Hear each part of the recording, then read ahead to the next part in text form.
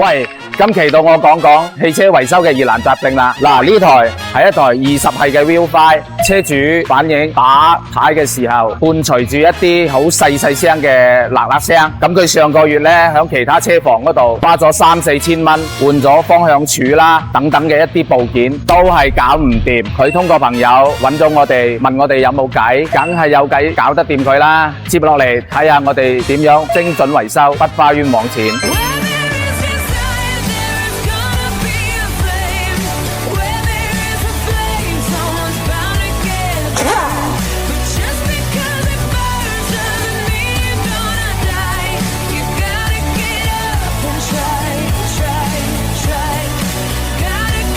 後嚟同車主嘅交流當中，佢覺得佢部車嘅內飾比較老土，叫我哋俾個升級嘅方案俾佢。嗱，我哋後嚟就幫佢整咗一個大理石嘅航空地板啦，仲有一個鋁合金型分踏板啦，同埋一個前排嘅360嵌入式雙層地氈啦，好貼貼㗎，全部包到冚一冚啊！咁啊，成台車都精神晒啦。嗱，通過我哋師傅嘅努力加嗰個打呔落聲嘅問題已經俾咁解決咗啦。